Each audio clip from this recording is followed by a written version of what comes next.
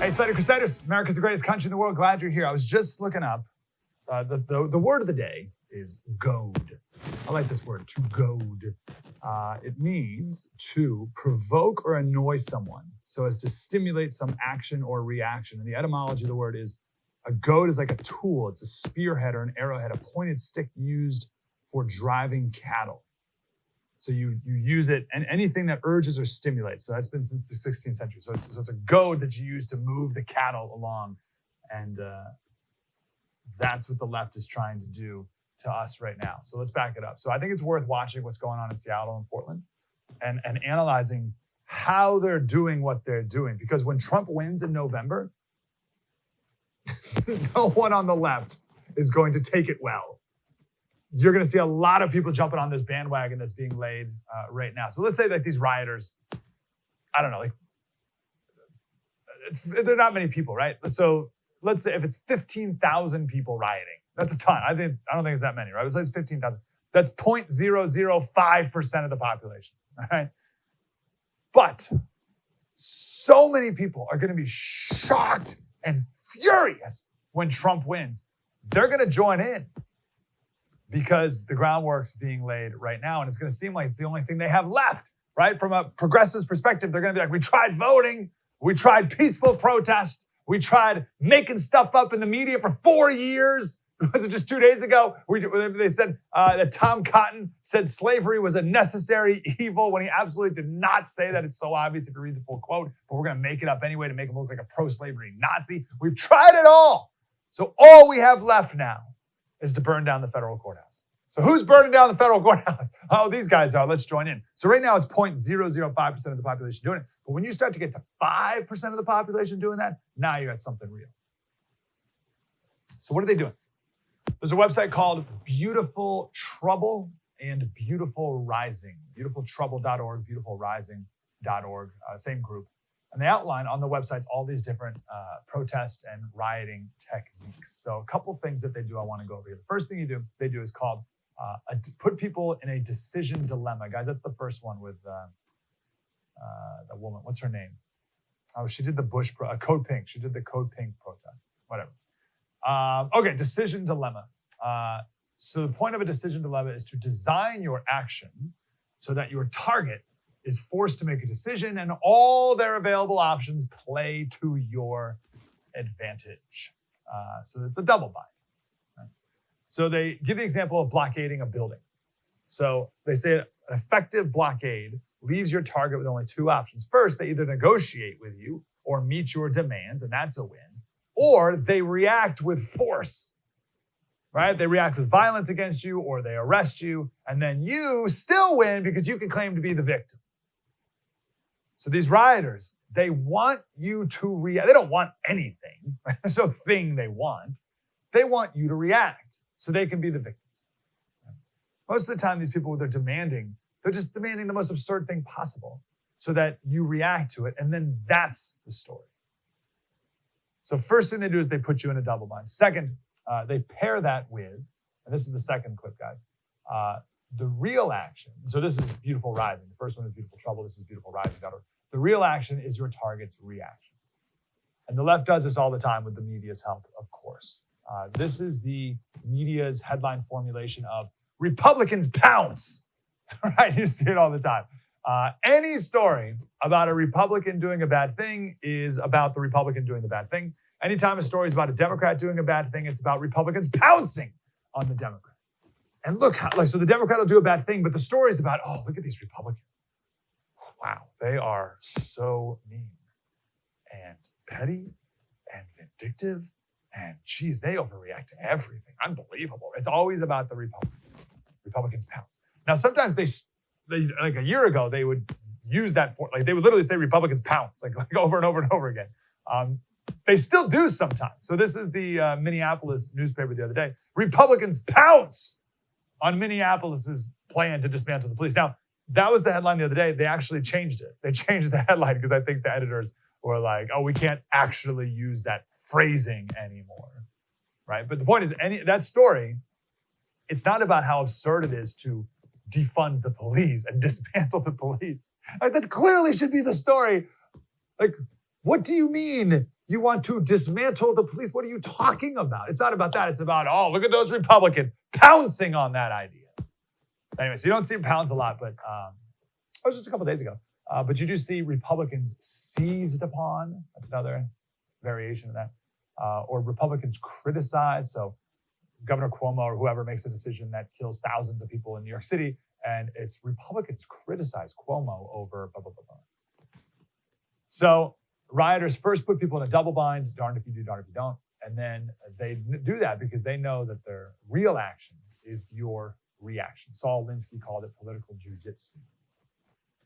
So you do something, right? Because everything's a power dynamic. So you're the powerful. So anytime you respond, right, you're doing it from a position of power. And then they play the victim and force you to look callous or whatever trap they want to put you in. So the example they give on their website is years ago, there was some like chemical spill, Dow Chemical, some chemical spill or something. And someone pretended to be a spokesperson for Dow Chemical and said that they're apologizing for the spill, they're taking full responsibility, and they're allocating $12 billion for the cleanup. And the stock dropped. And it dropped so much that a real Dow Chemical spokesperson had to come out and say, we're not apologizing, we're not taking responsibility, and we're not paying anything.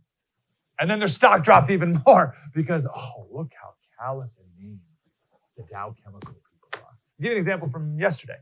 So the LA County Sheriff, his name's like Villanueva, something like that. LA County Sheriff made a video speaking directly to one of the LA County supervisors. And the LA County supervisor said, so this is the supervisor, Democrat, obviously.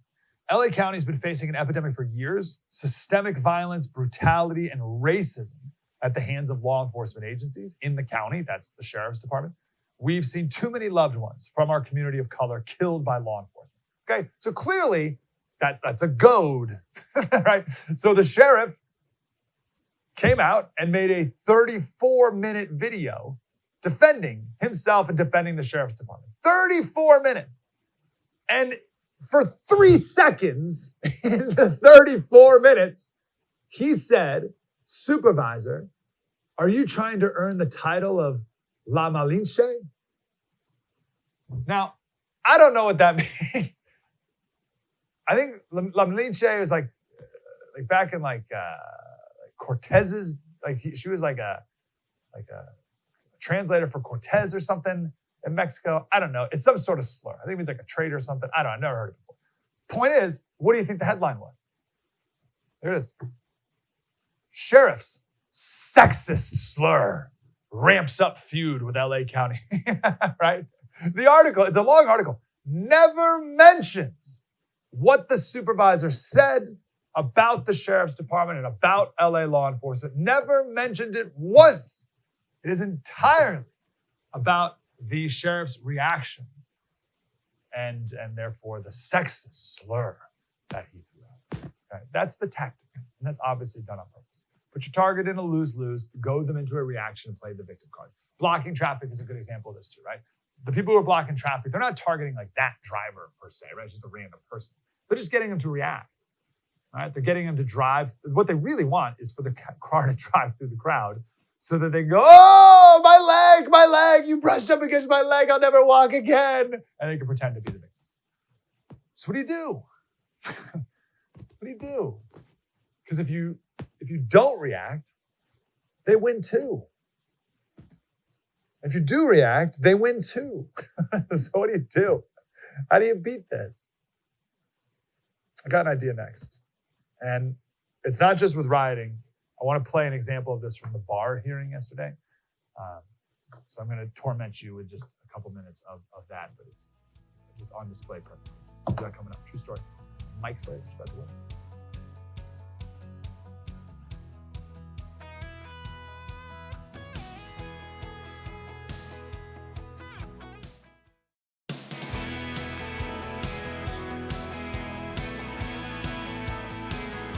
Hey, Slater Crusaders, I want to talk about two more things that the rioters and the protesters do, two more tactics that they use that we need to be aware of. And then we'll talk about what we can do in response. So first, or third, their use of language. So have you heard of the Wall of Moms?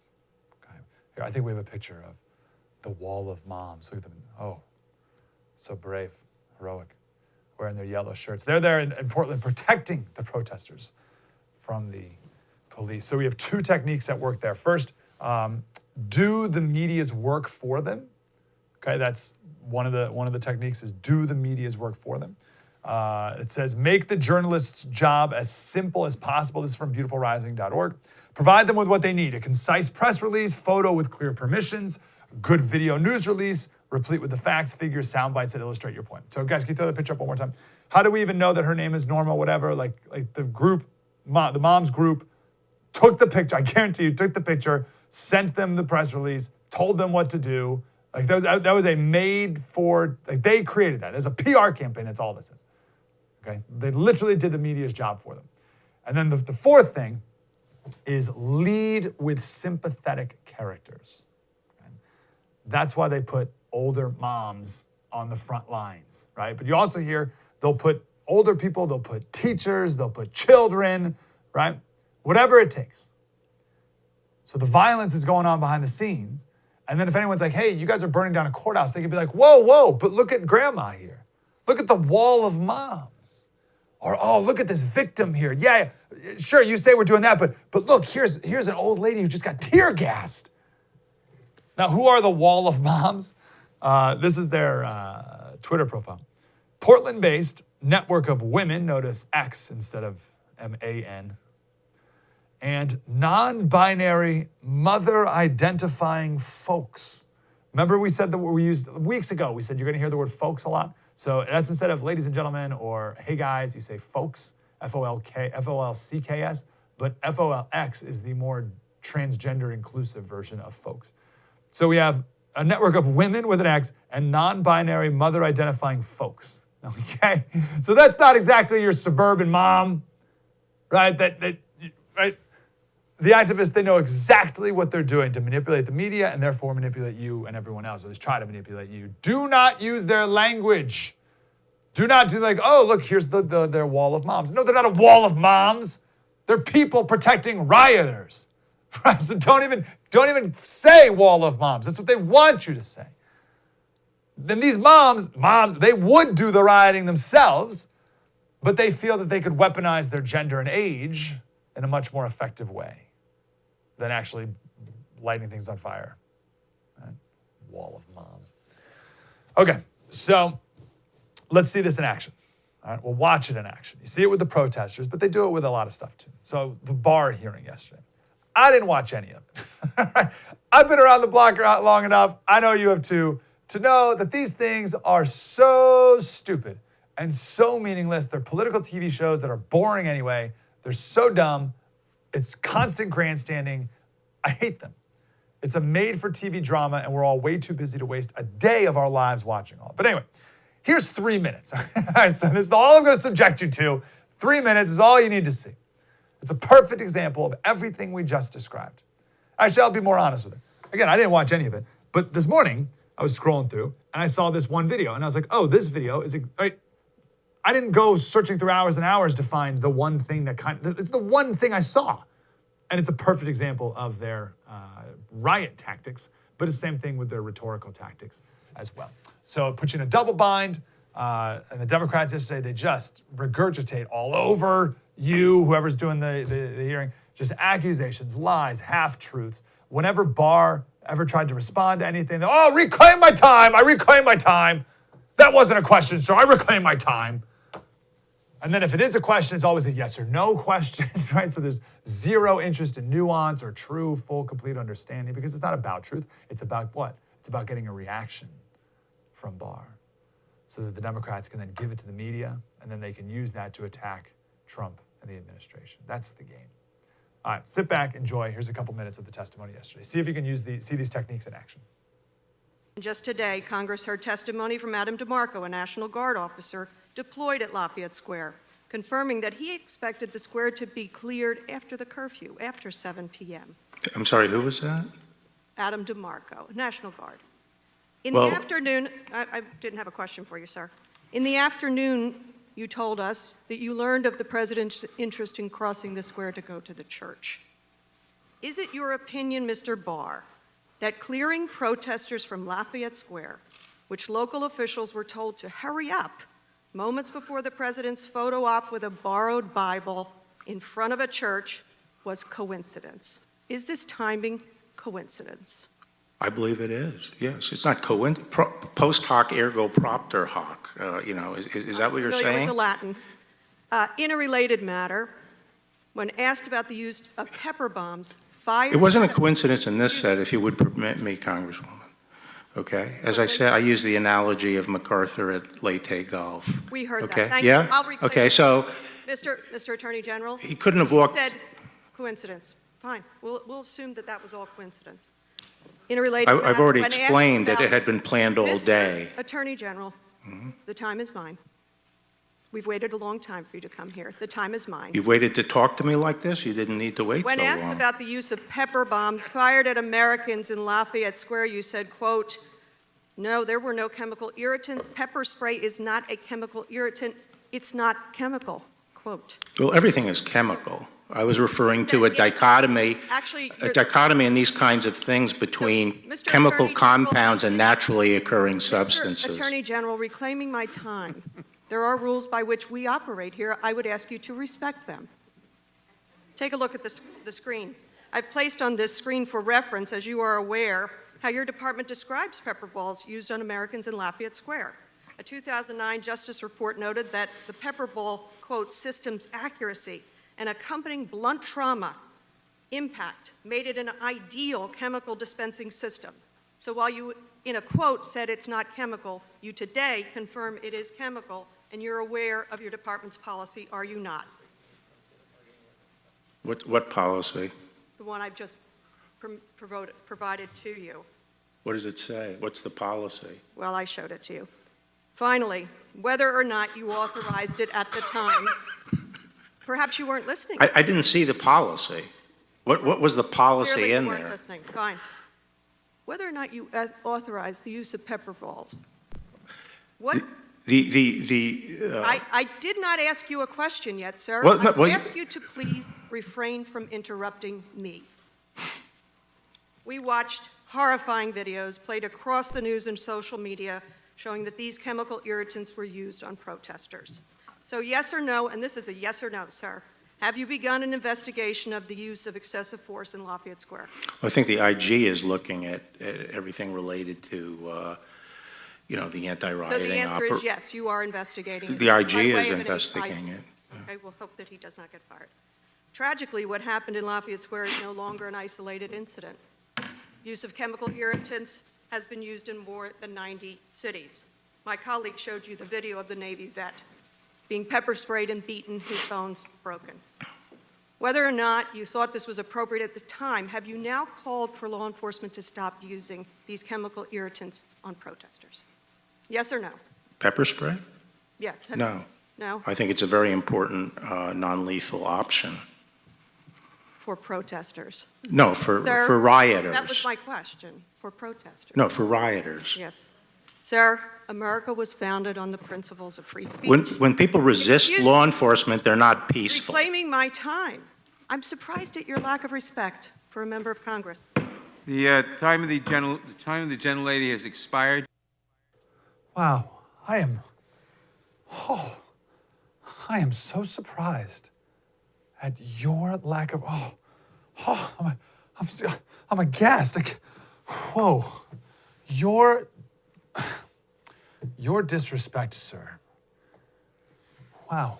I, on the other hand, nothing but respect for the Attorney General. You, however, wow, trying to answer questions and provide further insight. So rude. So rude. Wow. It's like aghast. So that was 3 minutes of goading. That's all that was. It was just goading. Also, did you notice at the end, the use of the sympathetic figure? They brought up the Navy vet.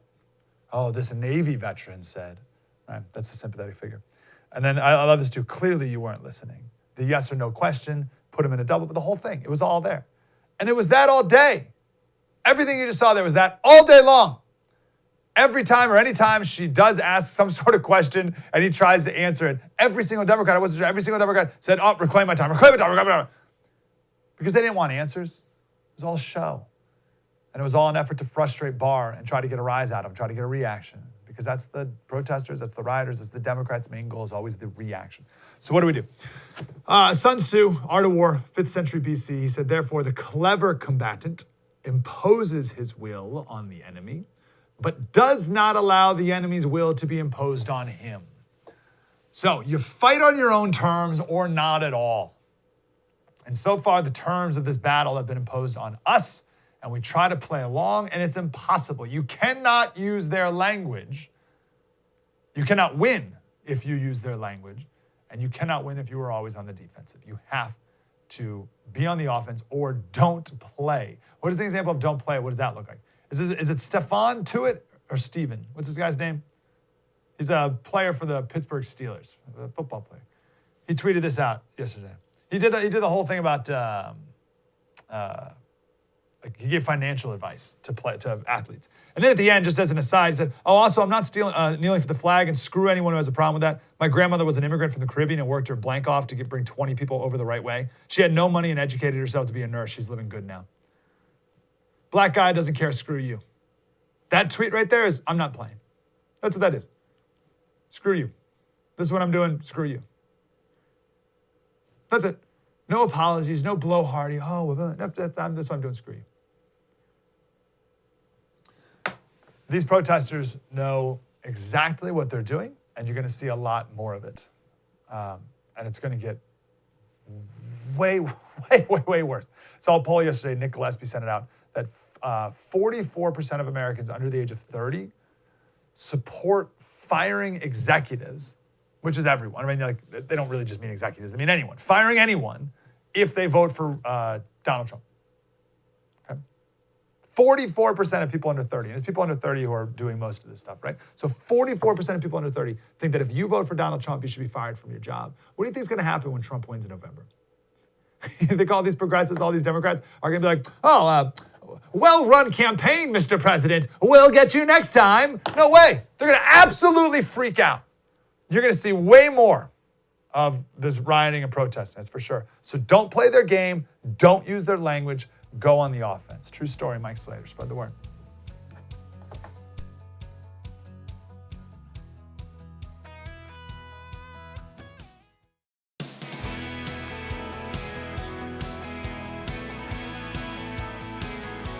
Hey, Slater Crusaders, I just saw during the break that dozens, if not, there's something like over 100 police departments are not, they say they're not going to participate in the Democratic convention if they have one or whatever, right? So it's a good example. The police are like, we're not playing. We're not playing your game. You're going to come out, you're going to attack us outright. We're not playing your games. I like that. More of that, please. This tweet, this is pretty amazing. This is from Nicole Hannah-Jones. She's the person behind the 1619 Project. This is what she said. She said, I've always said that the 1619 Project is not a history. It's a work of journalism that explicitly seeks to challenge the national narrative and therefore the national memory. The project has always been as much about the present as it is the past. So all these historians who have come out and said that the 1619 Project is ridiculous,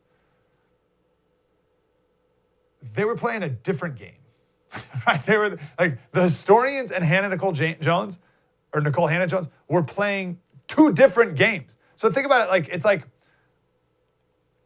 one was playing baseball and one was playing basketball on the same field or court.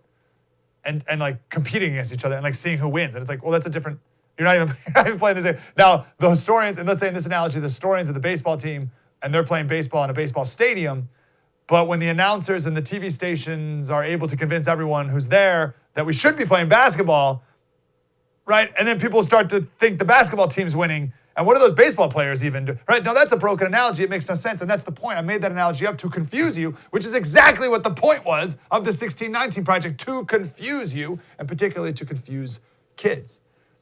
Remember, we did this whole thing last week about postmodern math, right? 2 + 2 = 4. Ooh, does it? Wow, well, maybe from your Eurocentric colonial understanding of numbers, but the Aztec Nepawansinsin have a completely different understanding of numbers.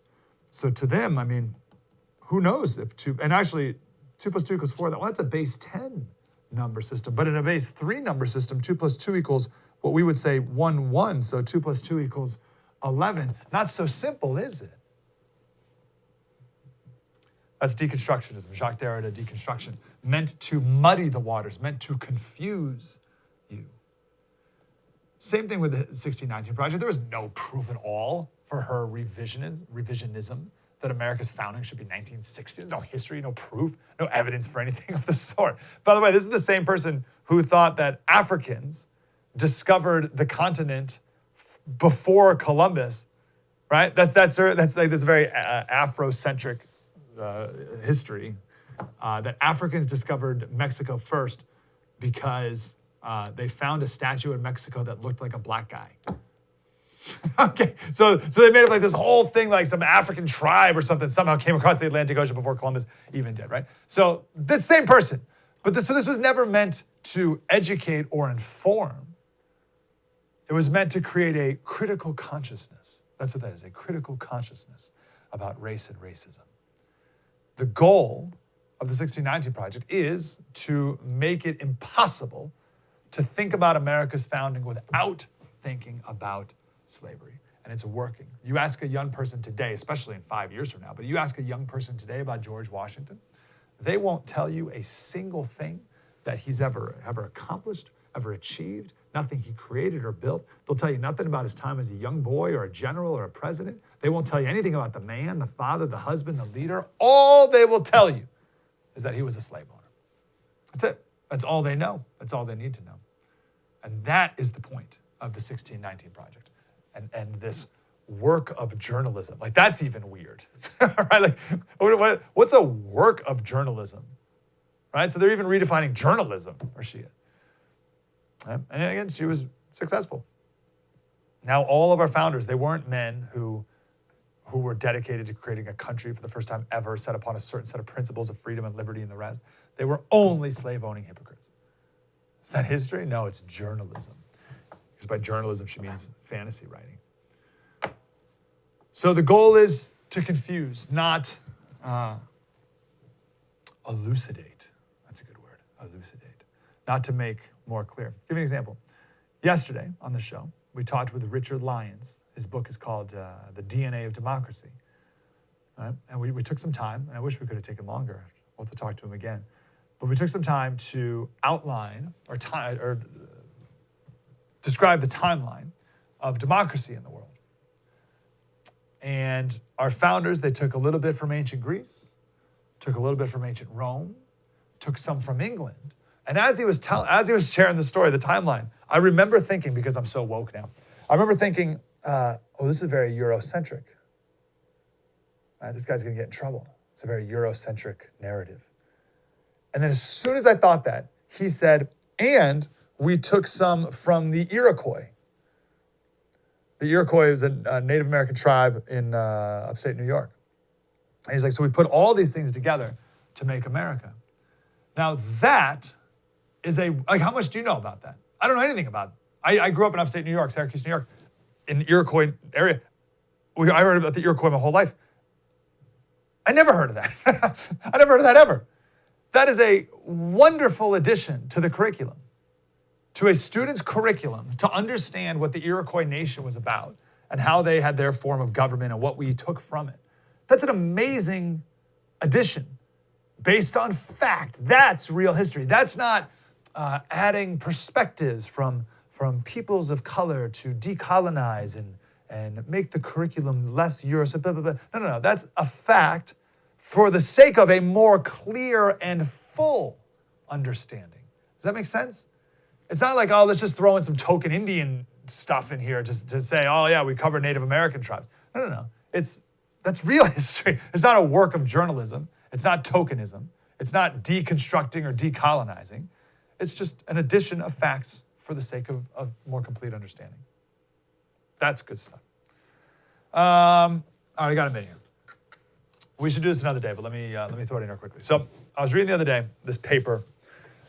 It was called The Problem of the U.S. Marine Corps Prisoners of War in Korea. It was by this guy, James Angus McDonald Jr. It was published through the Marine Corps. So it's like a Marine Corps military paper. It was from a military website, published in 1988.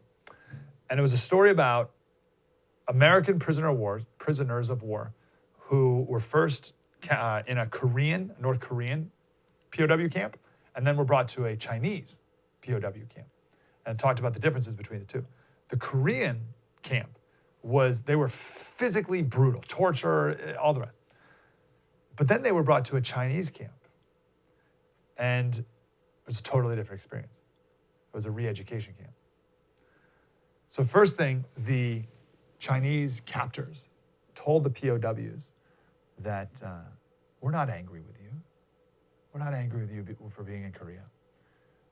We realize that you have simply been duped by warmongers and Wall Street imperialists. So we don't blame you at all for this.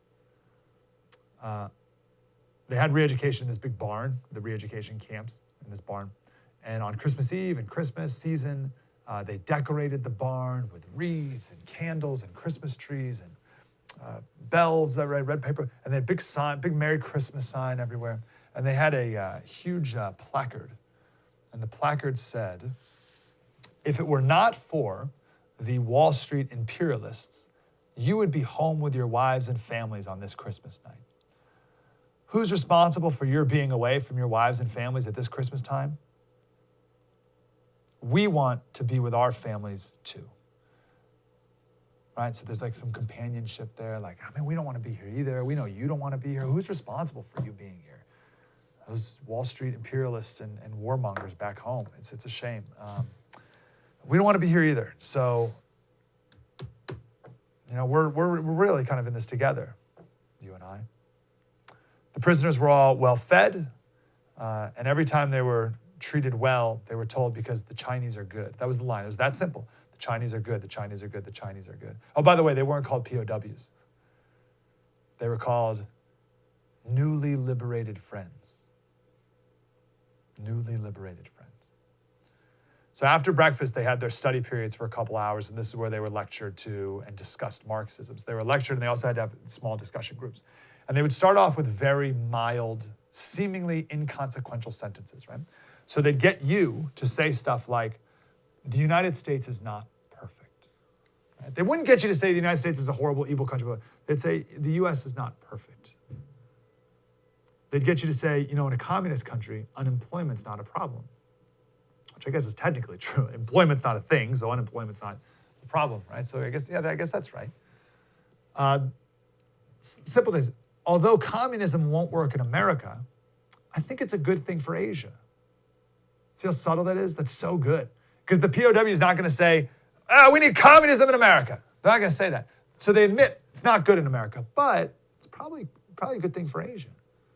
Small, little, innocuous things that are true. America's not a perfect country, right? But then it builds from there. Each time you comply, you get a greater reward.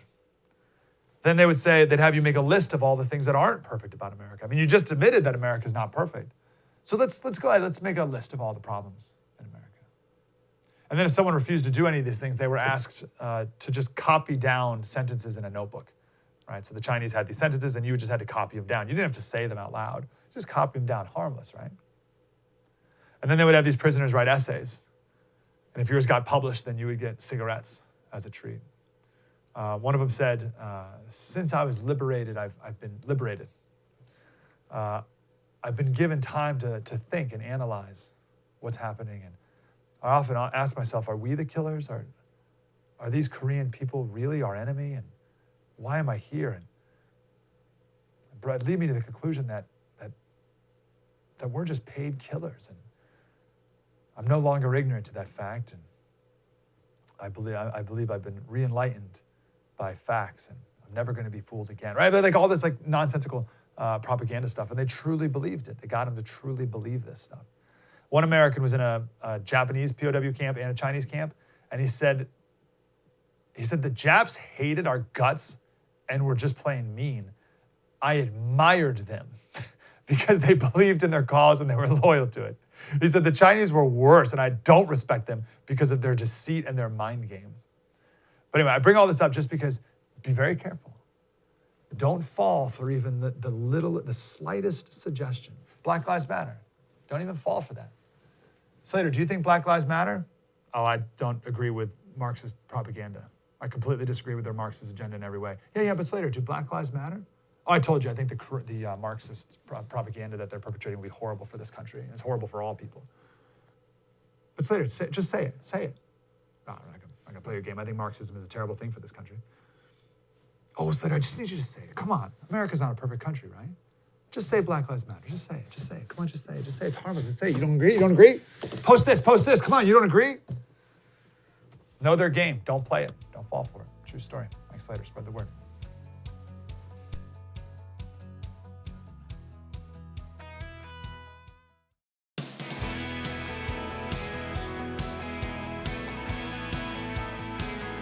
Hey, Slater Crusaders, I am really excited for our special on Friday. We're going to talk about Marxism and how it is infiltrating the church. Because it is in many different ways. We got to be aware of that so we don't fall for that either. So that's coming up this Friday. I'm really, really excited for that. There should be way more concern about the video. What day is it today? Say Wednesday? This video that was out on, I guess it was Monday. Was it yesterday or Monday? My days are all confused. There should be way more concern about this. So, quick background. So, COVID, remember a couple months ago, like right in the beginning of all this, Trump made maybe the most humble statement he's ever made in his life, right? Usually he's like, I'm the greatest president ever. Or Art of the Deal is the greatest book ever, right? Like he's like, it's like as firm and as positive. The most humble statement he's ever said was, hey, I heard that maybe HCQ might possibly be a good treatment for some people. We're not quite sure yet. People are studying it, but we'll see. Right? Like it was that, like, I don't know, maybe sort of certain for some people. We'll see. We're studying. And the media immediately went, oh, HCQ is awful. It'll kill you. Look, here's a couple who died taking it. And of course, they're the fish tank cleaner people. So HCQ is terrible right out of the gate. Something none of these people in the media has ever heard of in their entire lives. It's now the worst thing ever. Meanwhile, that Yale epidemiologist wrote the article just the other day saying he's never seen anything in medicine his entire life so political as HCQ. And it's all because Trump said it might maybe possibly be a good thing. We'll see. That is Trump derangement syndrome on parade. Then Trump said recently that we need to try and get back to school this fall. And the left freaked out. Oh, you want to kill the children. This whole thing.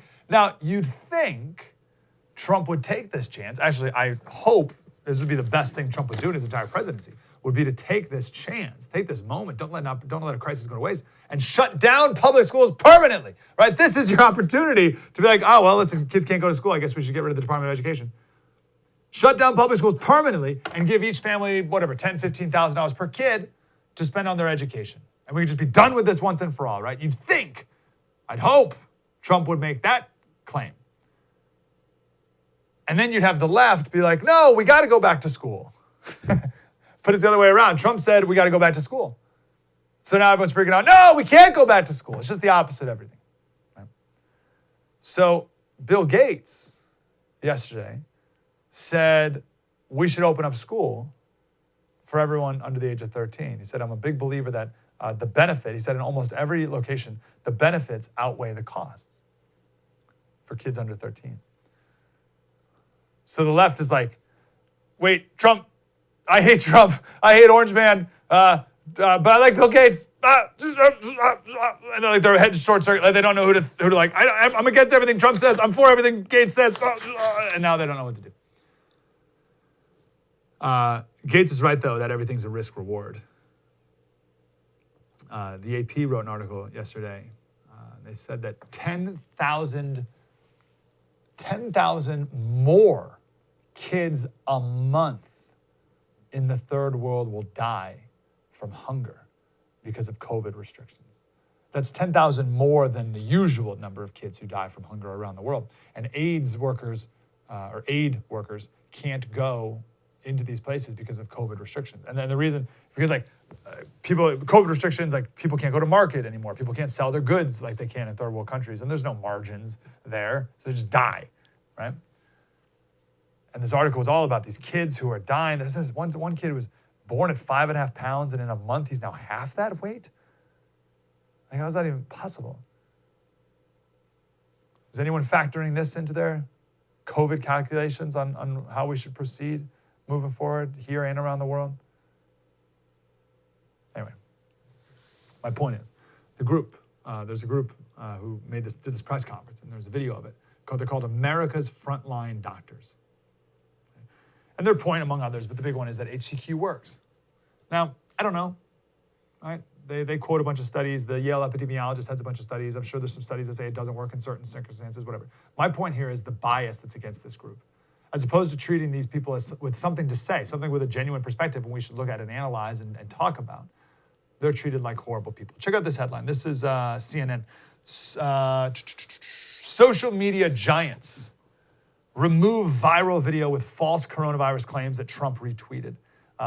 Listen to this line. The video featured a group of people wearing white lab coats. They didn't say a group of doctors. A group of people wearing white lab coats. Could you imagine? Could you imagine if I called nurses a group of people wearing scrubs? Look at this group of people here just wearing weird-looking printed scrubs. You mean nurses? Same thing here. Oh, there's just a group of people wearing white lab coats.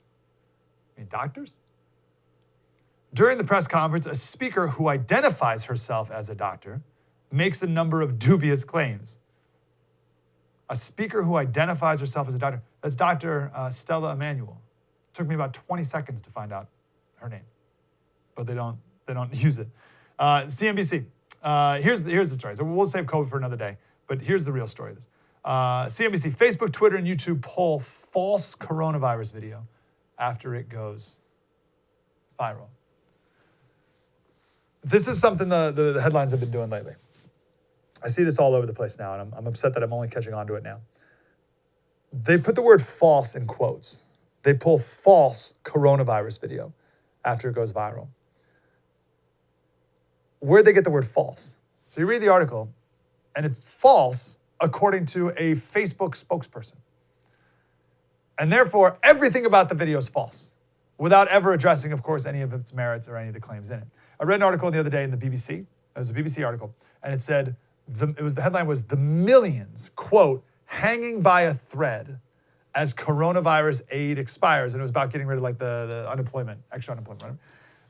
And I was like, oh, hanging by a thread. Wow, that's a dramatic sentence. So you read down, and where'd they get that? They interviewed a 19-year-old who works at Chipotle and said, "My generation is hanging by a thread." Boom, they got what they needed.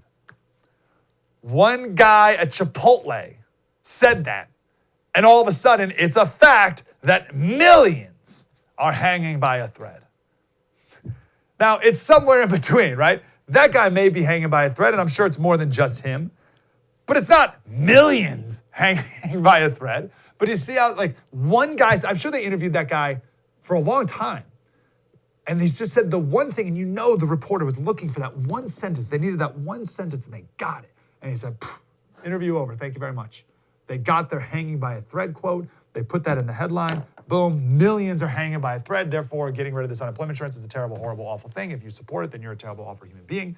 And it changes the perspective just with the headline. See how that works? That is absolute hackery. Now, here's the point I want to make. They took the video down. YouTube, Facebook, Vimeo, all of them. They're gone. The video's gone. You think this is it? You think this is the last time they're going to do that? We know with like 100% without a doubt that the social media companies have the ability to completely eliminate and delete content. Okay? There's no question there. I promise you, when Trump wins in less than 100 days, they're going to crack down like we've never seen. The left will absolutely freak out on the social media companies that they continue to give this racist president a platform. Okay, so they're going to totally freak out. The social media companies are going to cave. They're going to cut the president out, and they're going to cut out every other conservative as well. And they're going to keep going. Why stop there? They're going to stop the president. They're going to deplatform the president. They're going to deplatform all the conservatives who are spreading his evil messages. And then one day, I don't think this is dramatic, one day you're going to mention Martin Luther King Jr. to your grandkids, and your grandkids are going to say, who? And you'll be like, oh, I Have a Dream speech? You've never heard the I Have a Dream speech? Google it. Let's pull it up. We'll read it together. It's great. And your grandkids are going to Google it, and it won't be there. Because Martin Luther King Jr.'s goal of a colorblind society where we're judged by the content of our character, not by the color of our skin, isn't anti-racist enough. Therefore, it is racist. And it's just got to be deleted. We can't allow that stuff to spread.